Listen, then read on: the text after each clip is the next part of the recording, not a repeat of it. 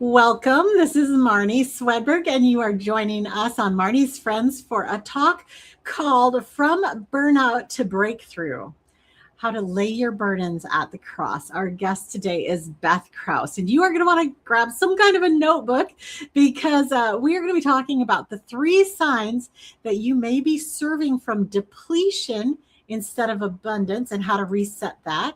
We'll be discussing why you must not ignore the weight of stress and exhaustion, and why leaders, pastors, and educators must prioritize wellness if they want long-term impact. Also, 3 reasons your health, emotions, and spirit must be cleansed before you can truly lead from overflow. Why Jesus' time on the cross changes how we carry our burdens today, and how to trade your trash for freedom, joy, and wholeness in Christ. Beth is going to be sharing 5 ways to nourish your body as God's temple so you can serve with strength and clarity. 4 practical ways herbs and nutrition can help you steward your calling with energy and resilience. And also 5 tools for a faith-filled detox, mind, spirit, and body. Beth is an author, speaker, and functional health and nutrition practitioner. She is the author of Take Out the Trash, which empowers Christian leaders with practical tools for physical vitality, emotional healing, and spiritual renewal rooted in God's design.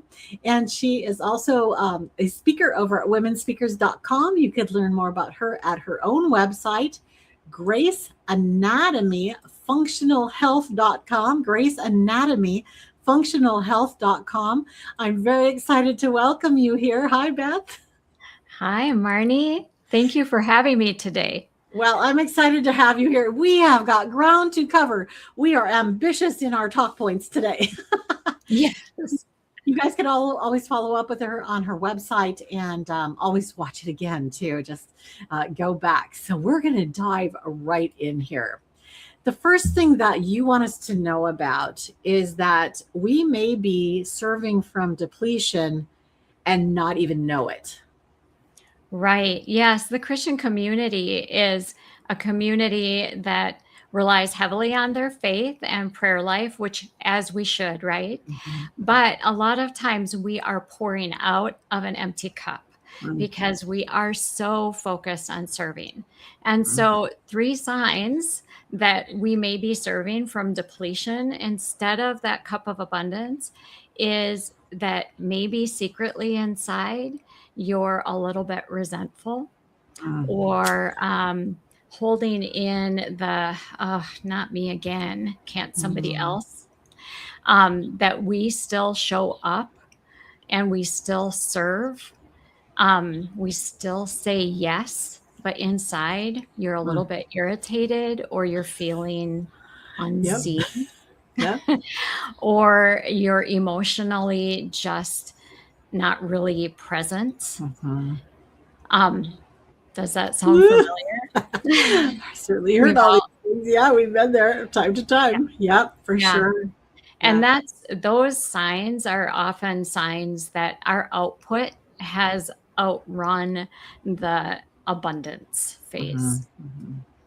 Yeah, I always use this analogy of a cup, and we think we're supposed to come up with what's in the cup, but that's not right. We're the straw. We're supposed to stay submerged in Jesus. And when we feel like, we're hearing that sound, there's nothing left in the cup, that's when we know, okay, I got to go back and get more from Jesus. And so I love that you just verbalized that. I have heard over the years many speakers who have just been going, and they haven't really ever asked for any kind of money, financial remuneration from it at all.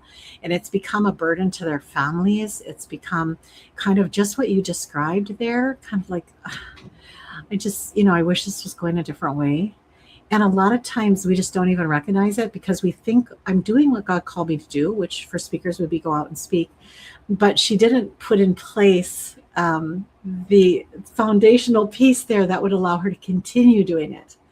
You can start doing something on one level, but you have to be able to continue to do it. And that's the replenishing from God himself, but also making sure that those things are in place that are going to allow you to succeed. I know we're going to talk about this as we go forward because it's all intertwined. Okay, so The weight and stress of exhaustion that leaders have is a real thing. Yes, it is. And I think in our culture, especially, we think the more that we do, the busier that we are, and the more we put in our calendars is that badge of honor.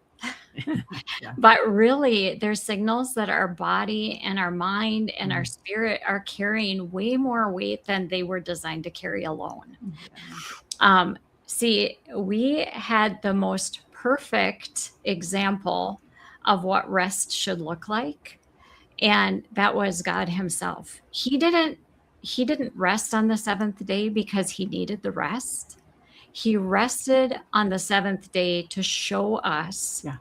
the example of rest. Yes. Um, he's omniscient. He doesn't tire out, but he showed us because we have, these finite bodies that need rest. He knew we would get burnt out. He knew that we would get physically exhausted. He knew we would become emotionally overwhelmed. Leaders, pastors, educators, mothers, business owners, Yeah. we often think, I'll rest when things slow down.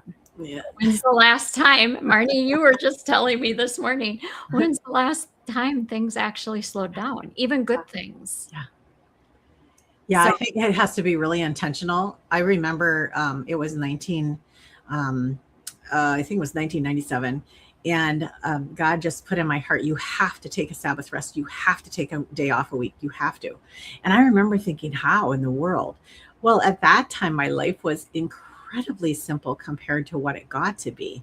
We ended up buying a restaurant and a retail store. And to take that day off was so difficult. It was so much work. And I found that verse in Hebrews that says, you strive to rest. Mhm. It's like those two words don't go together, but that's how rest is. You're going to have to work at it. It's not going to just happen. But I have always said that I believe if I hadn't have had that habit built in, if I hadn't had sustained that, I think I'd be dead because it was so intense. It was Yes, so intense during right. those years. Yeah.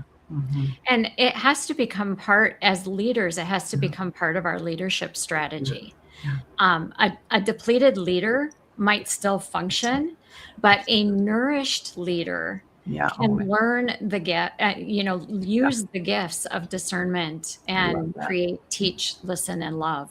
You have capacity, right? Yeah. You have capacity. I love that. Okay, what are 3 reasons your health, emotions, and spirit must be cleansed before you can truly lead with overflow? Well, okay. um, well, think about it this way. What you carry affects how you lead, right? Yeah. So that's one reason why you must cleanse Mhm. from what you're carrying.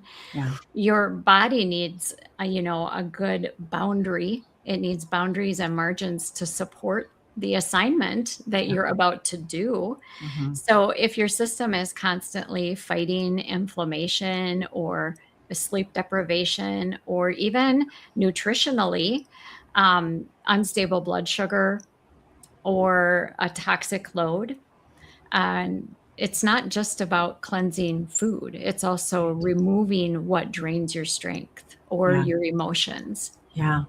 I like to go back to this analogy again because when it is clogged, either completely clogged or partially clogged, it affects what's coming out through it. I mean, that's just the bottom line.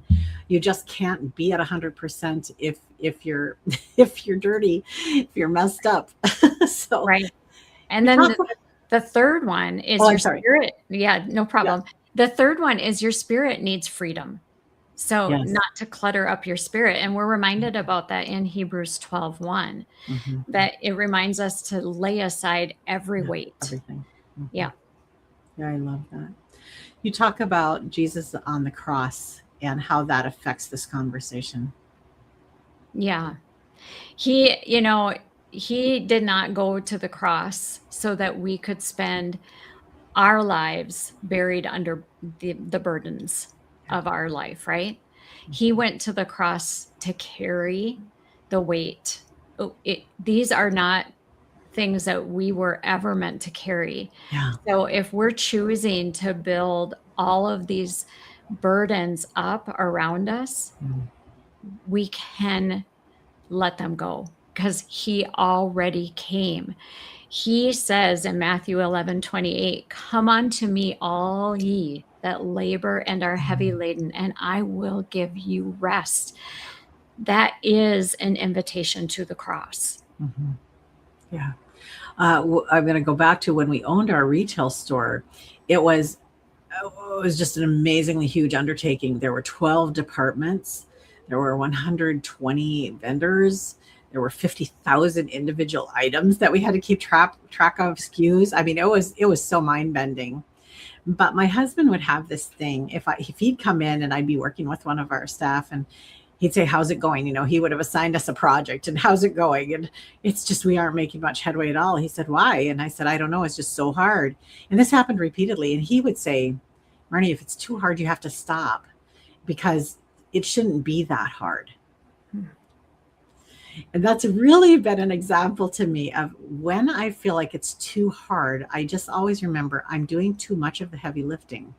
God actually wants to do some of the heavy lifting here.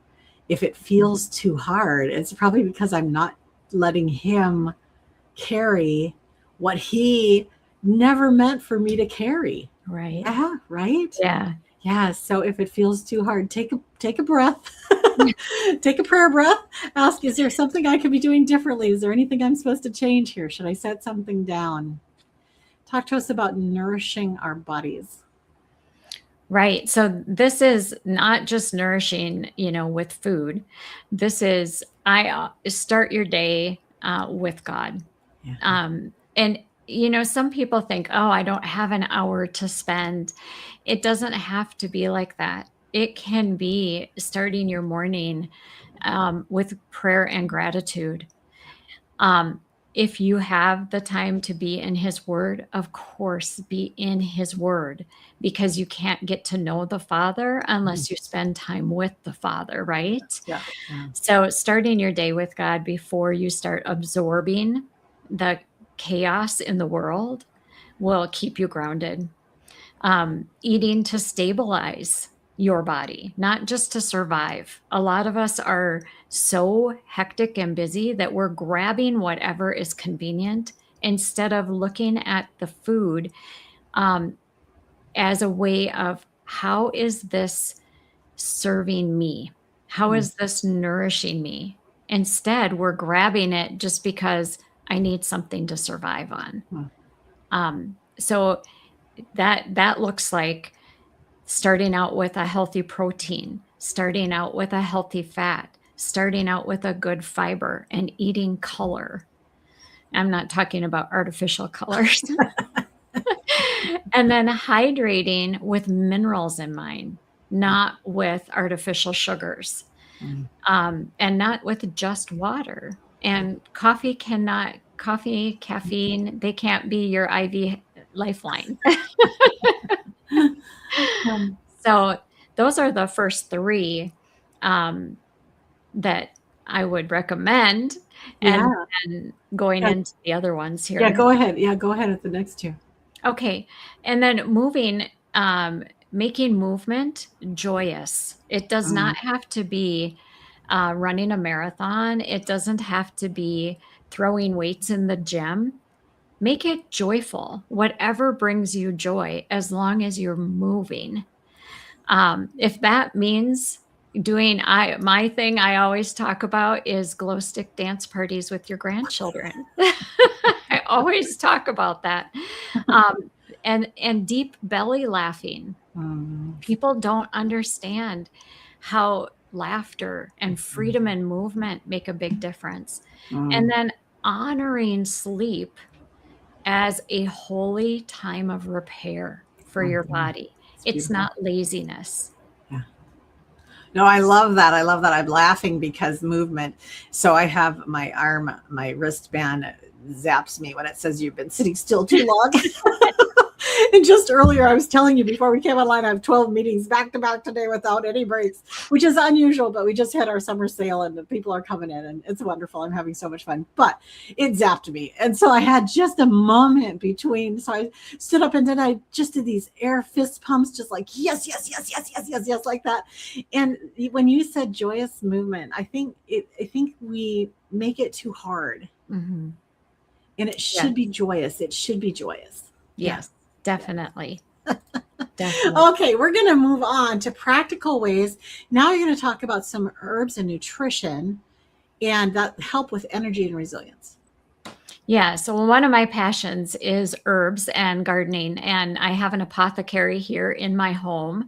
I mix blends, teas, tinctures, things like that for my clients to help them with their health journey.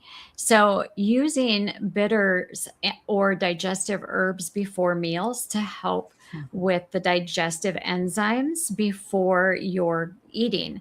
Now that could be something like we used to eat bitter salads. Iceberg lettuce does not count as a bitter. So we're talking. Got to get all the way to mustard greens. Right. Mustard greens, dandelion greens, arugula, things like that before a meal, which they don't serve really in restaurants anymore. Right.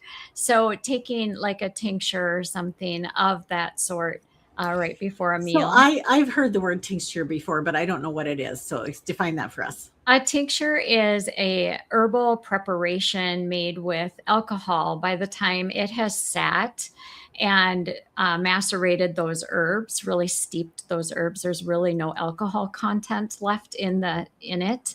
But you can also make it with a glycerite for those that maybe are concerned about even just the taste of the alcohol. It's a drink then? You drink it? You don't drink it. It's drops. Literally 3 to 6 drops. Gotcha. If you're using it like for a health issue, then sometimes up to 20 drops or a little bit more depending on. Yeah. All right. Everybody else knew what that was, but I didn't. So keep going. You can also build in the blood sugar balance into your plate, like I talked about before with the healthy protein and the fiber and the healthy fats. That helps reduce energy crashes. It helps with irritability. Even like if you're having trouble sleeping at night, for some people, even just having a little honey pot by their bed and having a teaspoon of honey, if you have consistent waking in the night, helping balance that blood sugar can help. And then using herbs to calm the nervous system, like lemon balm and chamomile, passion flower and holy basil. You can make a tea with those and drink that before bedtime to help with your nervous system. Well, I know I've seen like teas available calming. Well, I just hit the bed and I'm just asleep. That's how I'm blessed with very deep sleep. That's great. When I had babies, amazingly, I could wake up. But other than that, I just sleep like through the worst storms or whatever. So I'm blessed that way. But I do see them and I wonder if they work. So yeah, some over-the-counter tea blends, a lot of times you have to use more than one bag of tea because it's really not strong enough. But when you're getting it from someone who's mixing your tea blends, it's different. So, yeah. My little 7-year-old granddaughter had a tea party for us the other day. And I watched her and I thought, well, she's having a little tea with her honey. Yeah. It was so cute. She likes her sweet. It's a grown-up taste. Yes. That's funny. Okay, 5 tools for a faith-filled detox, spirit, mind, and body. Yeah. The first one I would recommend is really having a heart that is truly changing. Your fruit comes from the change of your heart. And that is really a personal journey with Christ, really being repentive. And that's a big word for I'm sorry. But then not just saying I'm sorry, but truly changing that pattern and then releasing it. You don't have to carry the guilt of the I'm sorry with you, because once you've really changed that behavior pattern, that thought pattern, that mindset, you're transforming. You're transforming, and you don't have to carry that guilt with you. You're not unforgiven anymore once you've released that to Christ. And I think as humans, we want to carry our guilt on us for a long time. And the enemy wants us to, because he Yes. uses that as a tool. Can we pause there for just a moment? Because I feel like there's somebody who's watching us right now who's been carrying around a lot of guilt, and you keep saying sorry, sorry, sorry, but you don't feel like the release of it. I want you to just know that it isn't your sorry that's releasing you from it. It's what Jesus already did on the cross, and it's your awareness of what he did for you. Yes. So as we come aware that I blew it, I made this mistake, I hurt this person, whatever it was, I hurt Jesus, whatever it was, as we become aware of that, that's actually it, you guys. You don't have to like grovel. You don't have to keep saying it a certain number of times. You just bring it to the foot of the cross and leave it there. He's already paid for it. There, I have a song that I wrote. I don't want to leave one of his stripes unredeemed. He already suffered for that sin that you're carrying around with you. Be free. Give it to him. Let him help you move forward and past it. And don't worry about if you do it perfectly.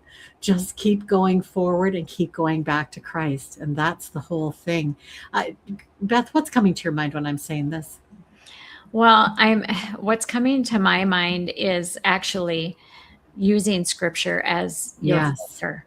Yes. And your foundation.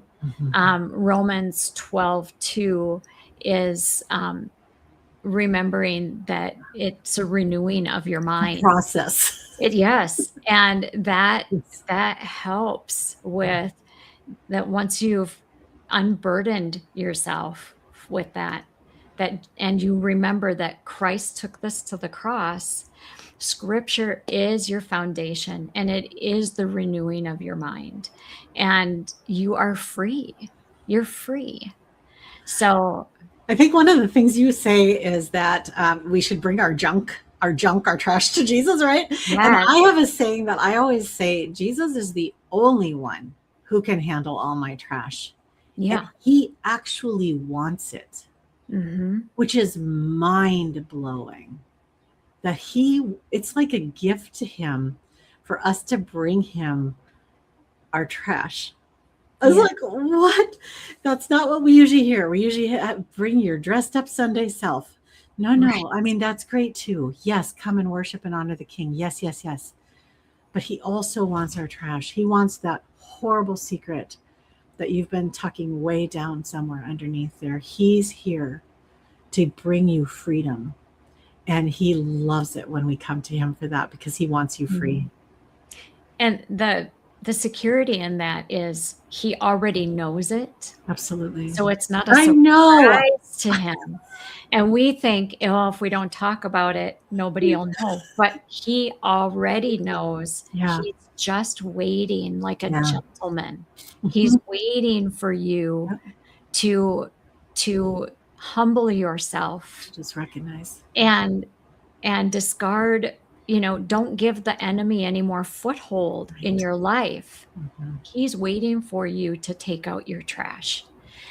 And when you sit in that picture of his glory, realizing that that is what he did on the cross for you, for me, for everyone that can hear this, in that one moment, for everyone of eternity.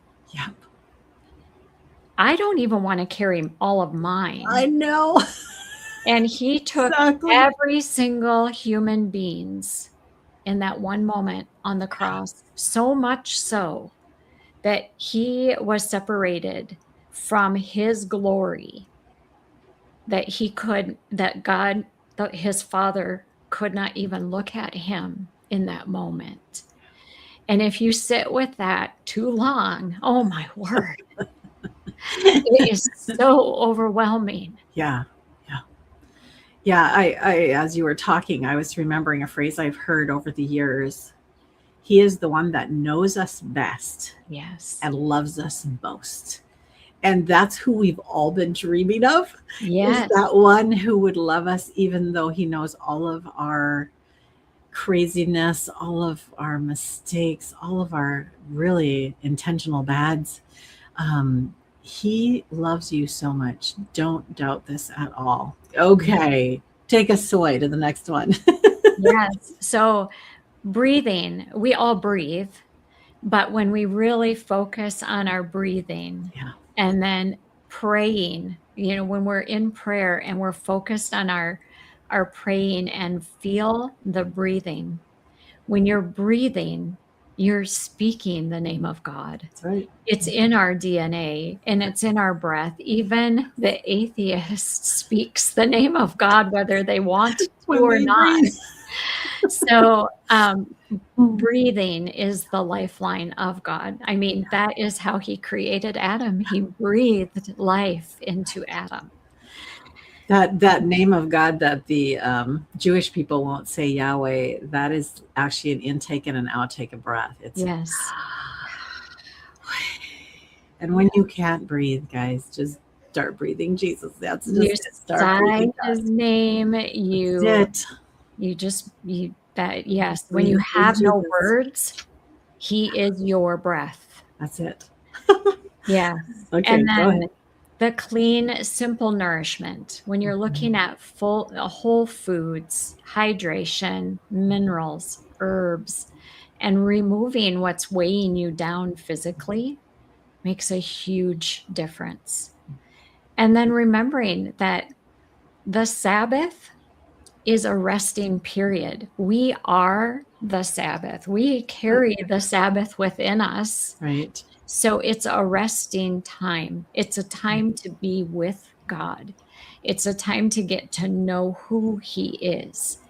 But we are to do it in obedience. So it is a time of trust and wisdom that we get from God.